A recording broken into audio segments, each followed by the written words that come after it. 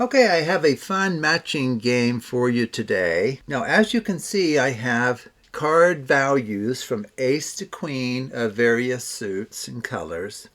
So I'll go ahead and gather these up. Now, since we both saw the cards, why don't we mix them with input from you? In fact, the very first mixing is an extremely important one because the two choices lead to very different organizations of the cards. So, would you like me to perform a down under or an under down to begin mixing these cards? And it really is a free choice. Down under? Okay, so let me show you how to do this. Now, a note to you as the performer: the spectator is free to choose the under down, and it will not undermine anything you hope to accomplish. Okay, so down under. So this is how it works. You go down, under, down, under, down, under, under, down, under, down, under, down, under, down. The last one goes on top. Okay. In fact, let me just show you how well mixed the cards are at this point, though we're going to mix them further here. So they're really quite a mess, as you can tell. Okay, so what I'm going to do is I'm going to deal out half the cards. There's 12 cards. So 1, 2, 3, 4, 5, 6. Okay. And then maybe I'll put these down here for the moment. Now let's mix this top half in a very different way than we'll mix the bottom half. Okay, so for example, let's see, we could deal out into two piles with random stacking decided by you. Would you like left on right or right on left? Left on right. Okay. Why don't we deal out into three piles since we have 6 cards total? Would you like me to stack from left to right or right to left? Right to left. Okay, very good.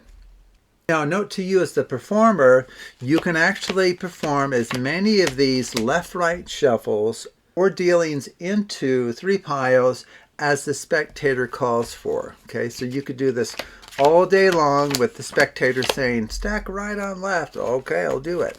And the same thing with 3 piles. They're free to stack left to right or right to left.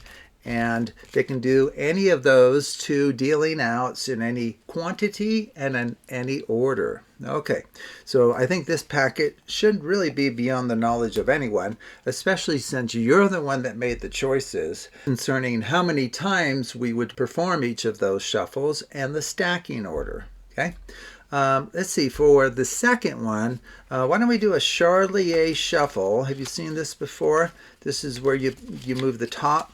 So it's top to bottom, bottom to top, top to bottom. Okay, I can have a link in the description below to teach you how to do the Charlier shuffle. If you were here, I'd have you actually just randomly cut the cards too. You can cut the cards at any location, and that would be just fine.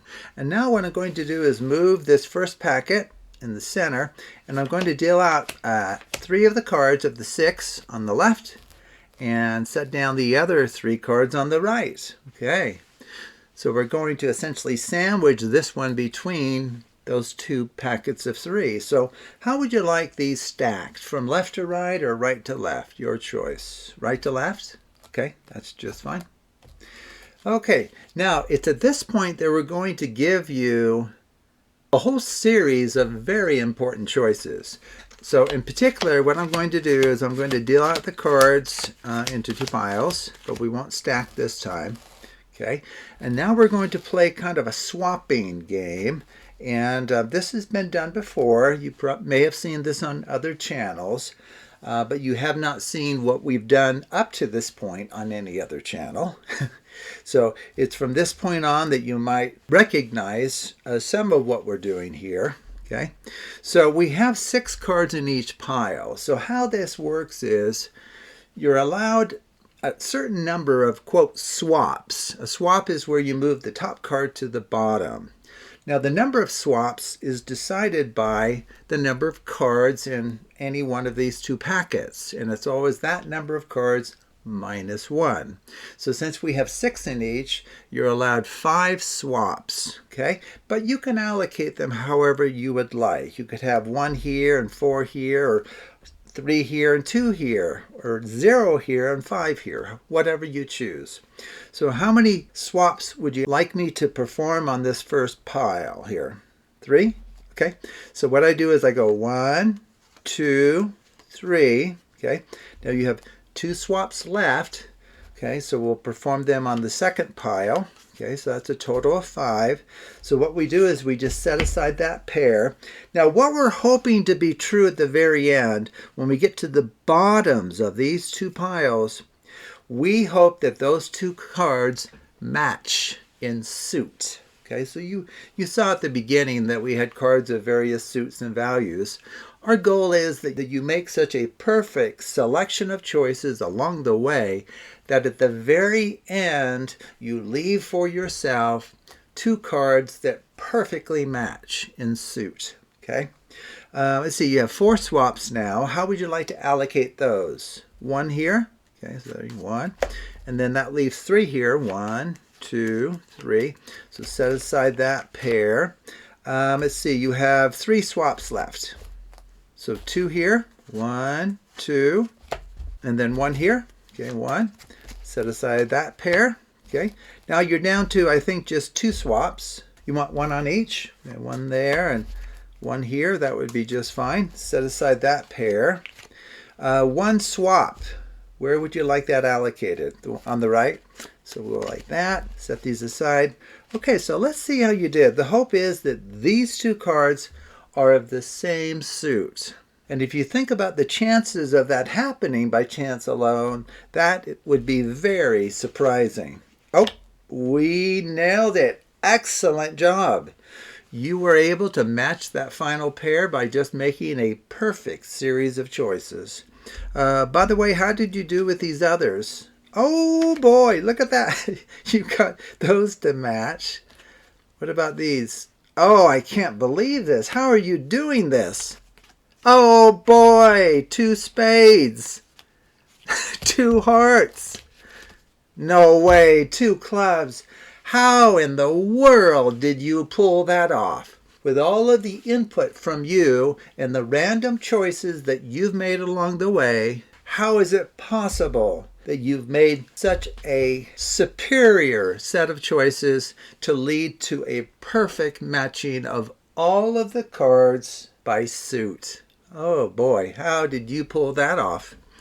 Okay, so let's talk about this quickly here.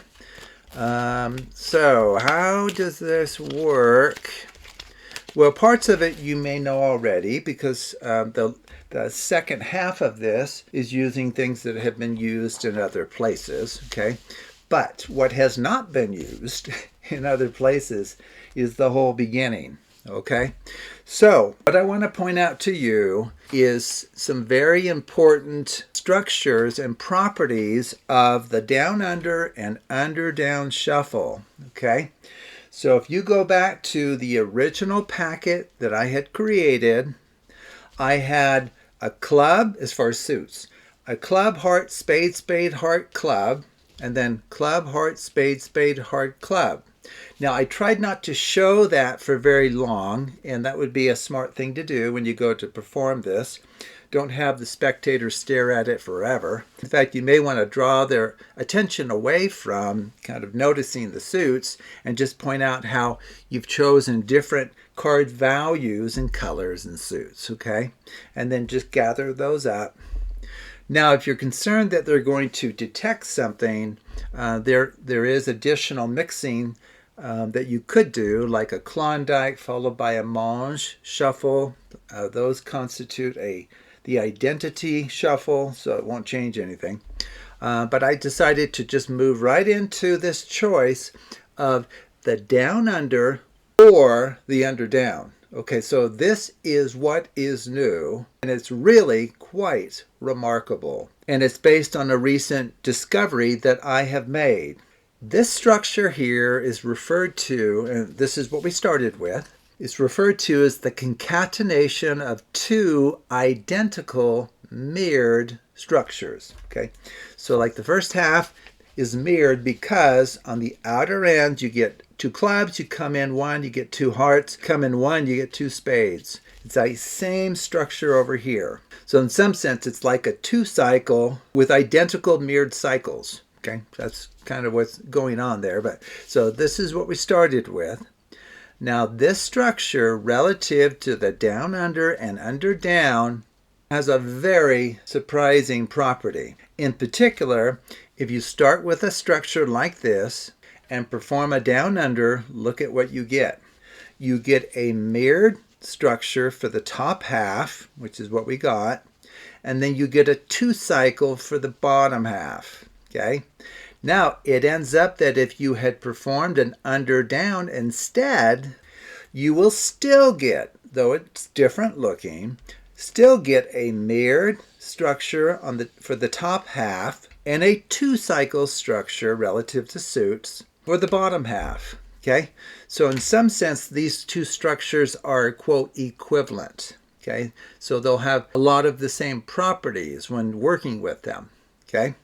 So it really is true, that very first choice I gave you of a down under or under down, it would not matter which one you choose. But anyone who has studied the down under and under down shuffles would know that these are fundamentally different. Okay, they might kind of sound similar, but they mix the cards in very, very different ways.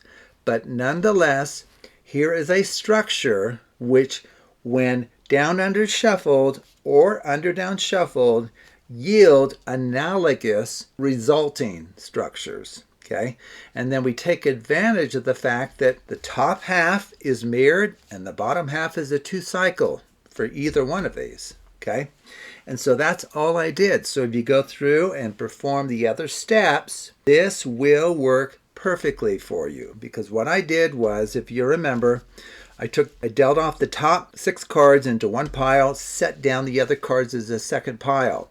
This first pile is mirrored. Well, being mirrored, for every divisor of this packet size, which is 6, you can deal out the cards into that many piles with random stacking from left to right or right to left. Well, 2 is a divisor of 6, so I dealt out into 2 piles, random stack. 3 is a divisor of 6, so I dealt out into 3 piles with random stacking from left to right or right to left. Okay, and there's much more mixing you can do with a mirrored structure. We're essentially applying the stay stack principle to that. Now, the second one I performed a Charlier shuffle on, which is really just equivalent to a packet cut. Well, since this is cyclic, right? Hearts, spades, clubs, random cutting of this packet won't change the fact that it's cyclic. Okay, so I did a Charlier shuffle, and then I allowed the spectator to freely cut it at any location that won't hurt anything. Okay, now from there, what I did was I took this 2-cycle and I dealt out 1, 2, 3 on the left of this mirrored packet, and then dropped the other 3 on the other side. Now, if you stack those 3 piles from left to right or right to left, you will get a mirrored packet. And a mirrored packet is what you need for this swapping procedure that you may have seen elsewhere. Okay, so once you do the stacking of these 3 piles, you have a mirrored configuration of the cards. And then from there, you can deal out the cards into 2 piles with 6 cards. And then you can perform this swapping procedure where you're allowed 5 swaps to begin with. You can allocate them however you want. That brings 2 cards to the top. You set those down. Now you'll have 4 swaps. Allocate those however you wish. Perform those swaps. That will bring 2 new cards to the top. Set those aside. Now it ends up that all of those pairs, because this original packet was mirrored before we dealt into 2 piles, the cards are going to match up exactly by suit. Right? So it's going to work perfectly. And the thing to do is maybe focus the spectator's attention on the goal of finishing at the very end, finishing with just 2 cards on the table that match in suit, right? And if you think about the chances of that, is not very high, right? Given all of these random choices. It's a bit of misdirection because you know you're going to succeed with the final 2 cards, but then you reveal, as kind of an encore, the fact that you've nailed every pair. every pair of cards you set out will be a pair of cards of the same suit. Okay, so that's kind of the second punch to a swapping procedure. So anyway, I thought I'd share this with you because it's using some brand new ideas and structures on my channel. And this one really is quite remarkable that a structure was discovered for which the down-under and under-down shuffle yields analogous resulting structures that can then be used in similar ways to achieve a certain outcome. So that's the surprising and remarkable nature of all of this. So thank you for watching, and take a look at other videos on the Absolute Math Magic channel.